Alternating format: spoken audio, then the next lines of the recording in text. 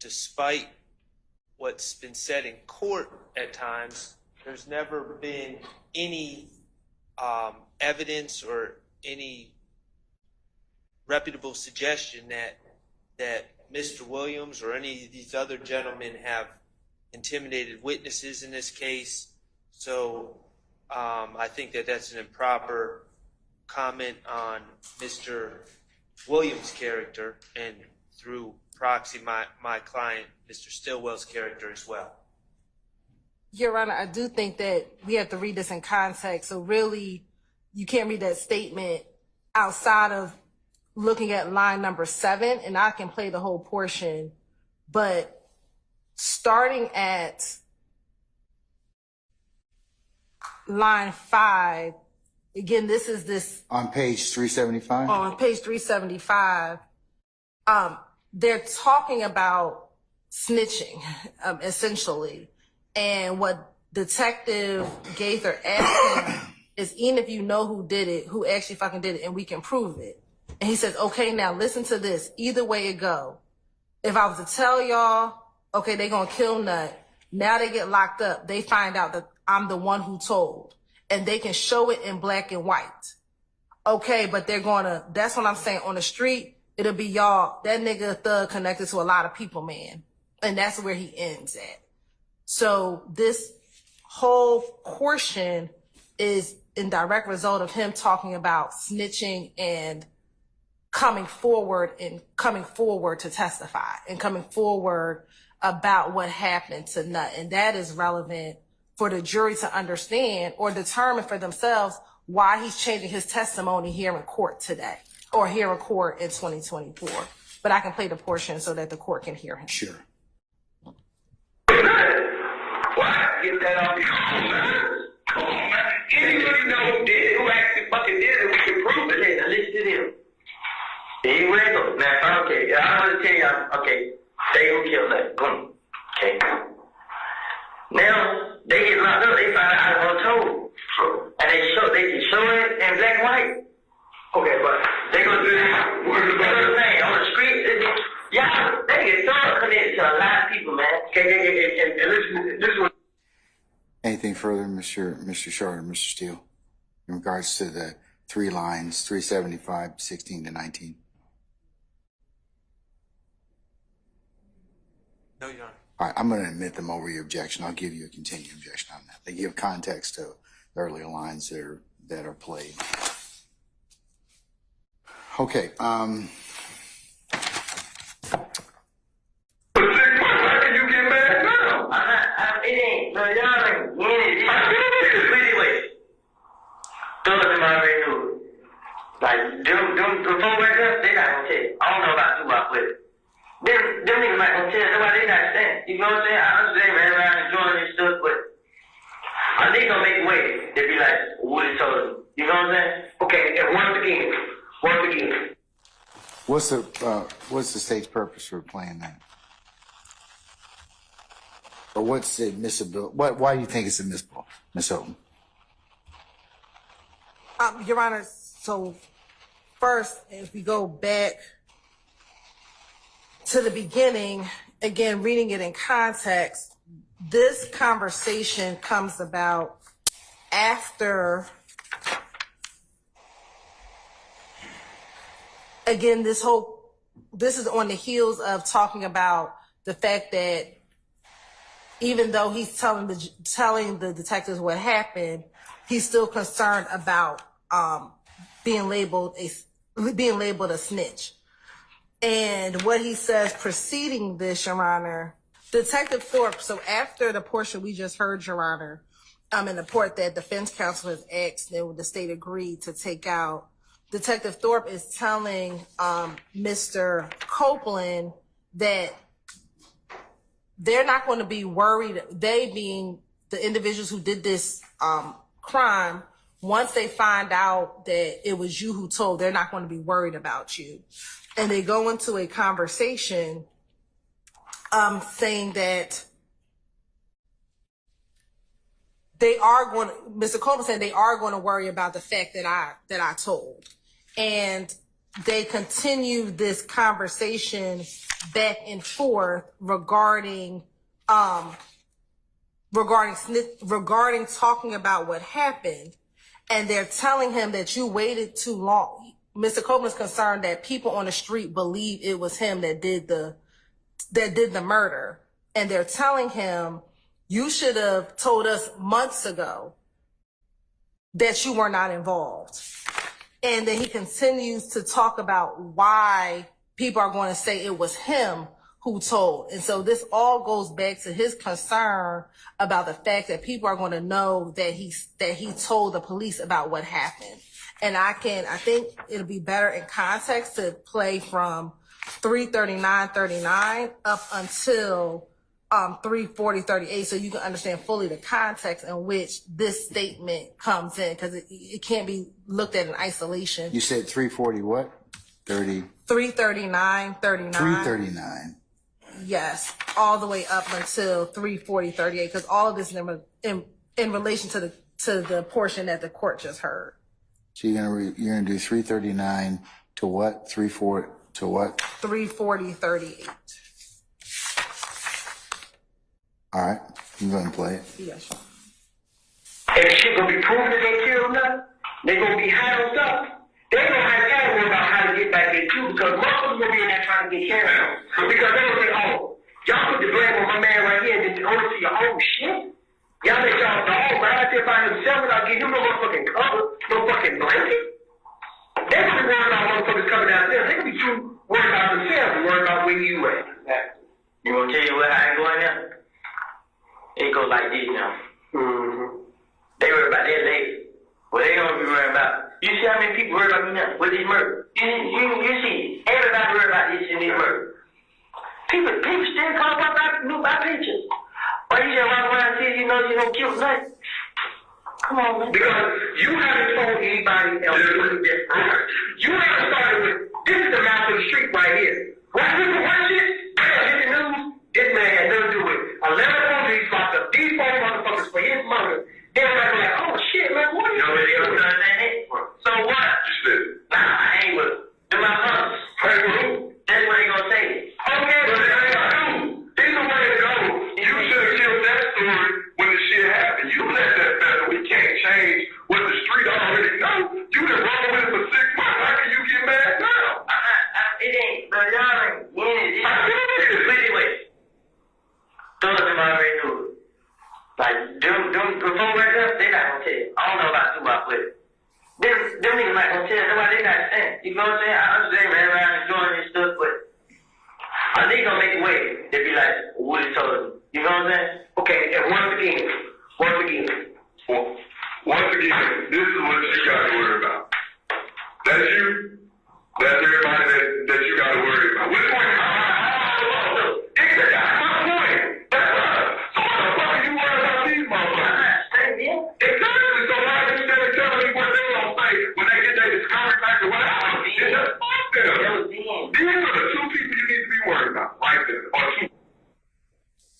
So again, Your Honor, listening to that whole portion in context, they are talking to him about his concern about what's going to happen when the paperwork comes and when what's going to be in black and white.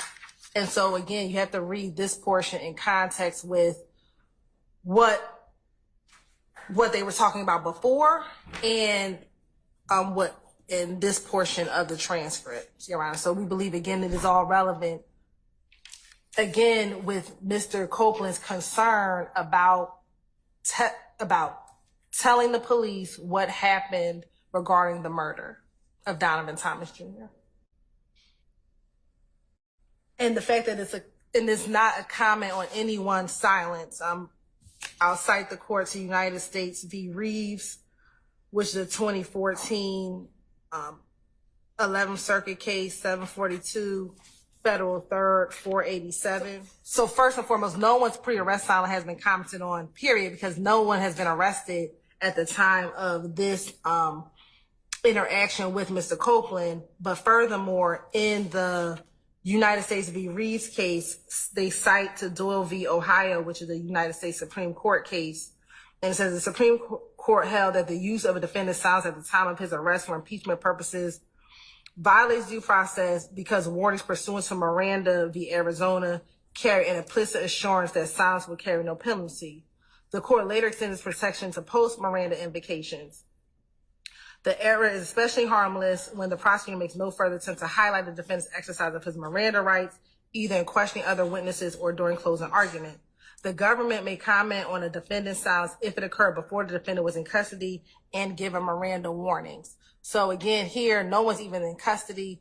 No one has been given Miranda warnings. And so the fact that Copeland is talking about the fact of who may or may not come forward is not an improper comment on the defendant's silence. All right. Mr. Schardt.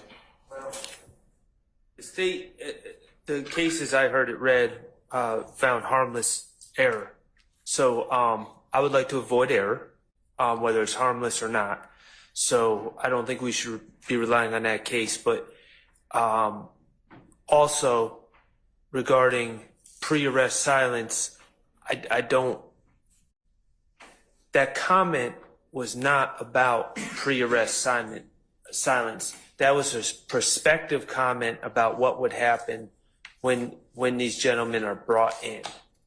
I see no probative value. I see no benefit to playing that portion of the tape. I do see harm. I don't believe that pre-arrest silence is a settled area of law right now in Georgia. But again, I believe that while the comment was made prior to arrest, that is true. It was a comment about once these gentlemen are arrested, they will not say anything. And that would be improper. Your Honor, again, this is Mr. Copeland saying this, not any of the law enforcement officers. And this, again, goes to show why Mr. Copeland delayed in even telling the police about what happened on the night of the murder. Because he had been talking to the police, he thought that they would know it was him. And so, again, this goes to Copeland's mindset as to why he waited until June to come forward. And again, why he told the police what he knew about the murder. All right. In considering the lines from 378 line 1 to about 378 line 8, corresponding times 3900 to 3438, the court's going to permit that to be played over a defense objection. I'll give a continuing objection.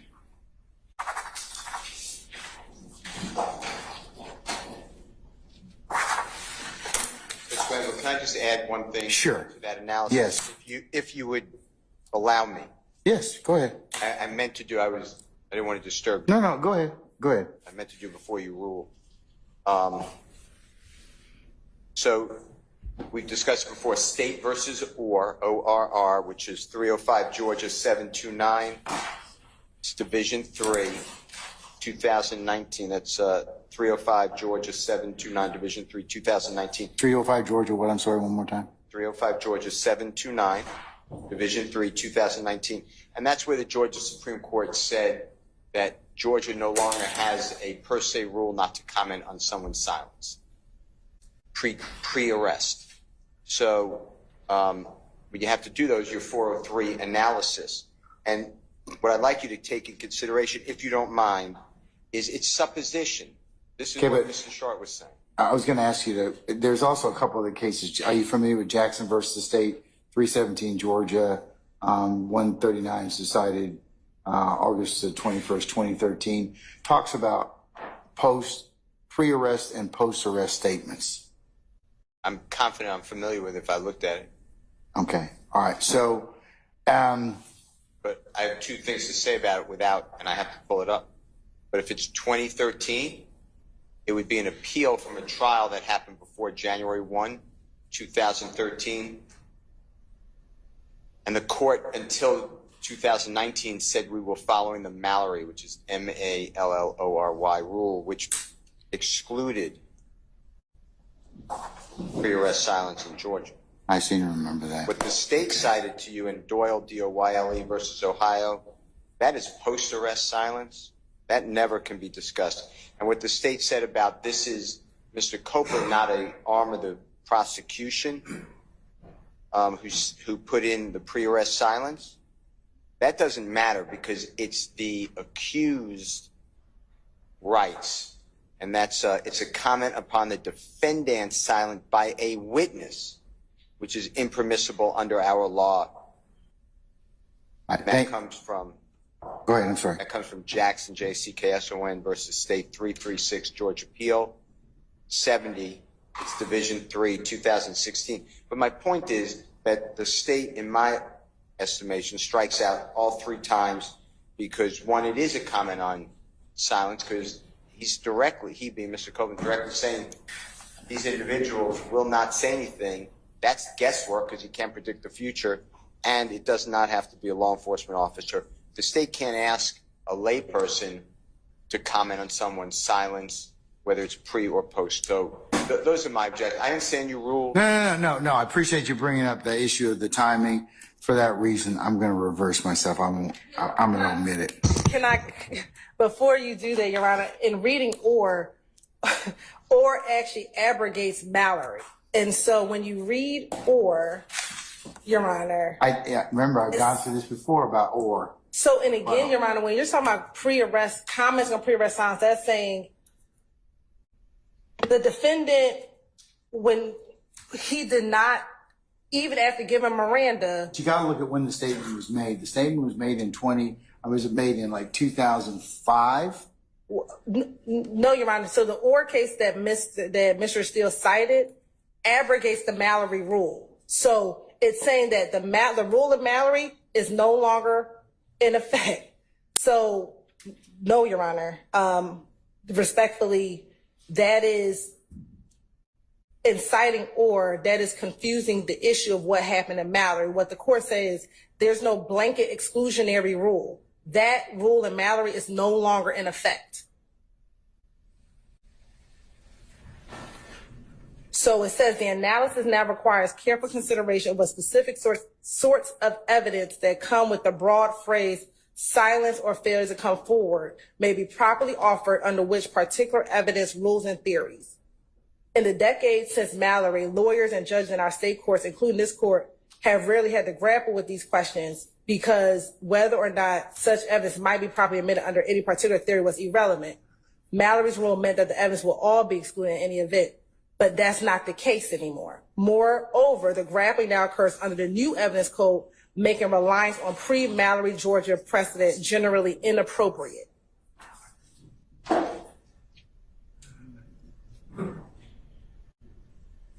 So again, what Mr. Copeland did is not comment on anyone's pre-arrest silence. He said, the reason why I am concerned is because none of these other people are going to talk. So they're going to know it's me. That is an appropriate assessment of Mr. Copeland. This is not the state commenting on the failure of any one person's coming forward. What Mr. Copeland is saying is they're going to know it's me because none of them going to come forward.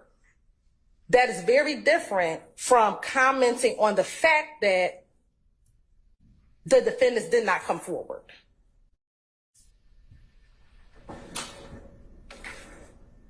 Okay, so or applies because Mallory hadn't been decided. In that case, majority held that this court had not yet overruled Mallory. It was bound to apply it. Correct. So Mallory was the old law. All right.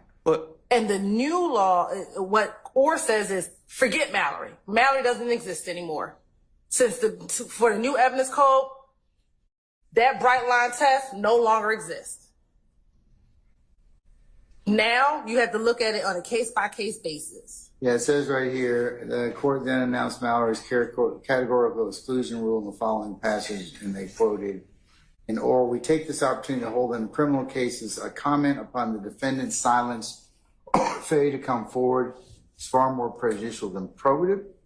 Accordingly, from the date of the publication of this opinion, December 26, 1991, in Advanced East Georgia Court, Such a comment will not be allowed even when the defendant has not received Miranda warnings and where he takes stand in his own defense. To that extent, holding him Fraley versus State 256 Georgia 178 conflicts with holding is overruled.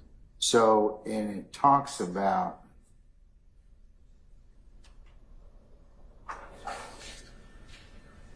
Mallory, goes into big discussion about that. But in any event, having identified the prominence of Mallory's rule, there's no doubt it was abrogated by the new evidence code. So.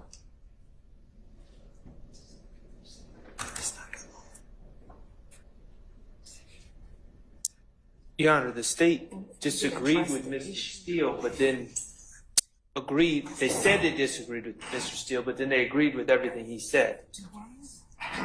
Or did abrogate. In terms of what? Well, it's or did say there's no bright line rule, and that's why I said in the beginning when I was speaking that the law with pre-arrest silence is a little bit unsettled. But what it really comes down to, as Mr. Steele said, was a 403 balancing. Well,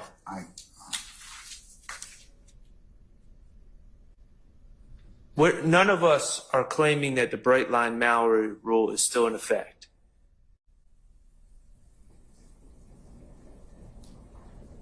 But the state seems to be implying that pre-arrest silence, there's like no protections. And that's not true either under or.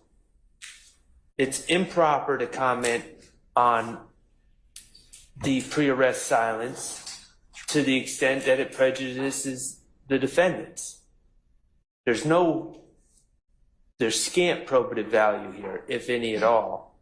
And the fact that Mr. Copeland or anyone else is commenting about what my client's likely to do with being arrested, first of all, it's speculation. But secondly, it's an improper comment on his right to exercise his constitutional rights and remain silent, as it is for Mr. Kendrick. Your Honor, I believe that when the courts are talking about commenting on a pre-arrest silence, it is the government commenting on the fact that an individual, after when he was Mirandized, decided not to talk, or that he was the suspect and decided not to talk. And the state is commenting saying, if he was innocent, he would have come forward. That is not what is happening here, Your Honor.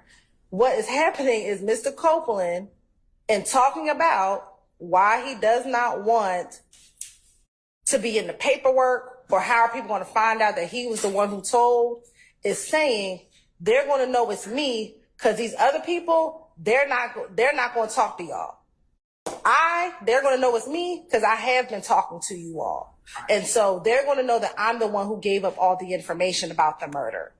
So it is very distinguishable from what Mr. Schardt is arguing. And there's no case that will say that a witness saying, I am concerned that they're going to know that it is me who disclosed this information about the murder, is commenting on pre-arrest or post-arrest silence. Because it is generally the context of the state arguing, if this person was innocent, they would have done this. So you said that already. So you're saying that or applies when you got a defendant? Yes. Okay. Not a witness necessarily. All right. And so I didn't mean to say yes so abruptly. Sorry. It's okay. All right. All right, Mr. Steele. Unfortunately, I'm gonna go back to my original ruling. So I'll note your objection and that you cited or once again, and I will give you a continuing objection on that issue. All right.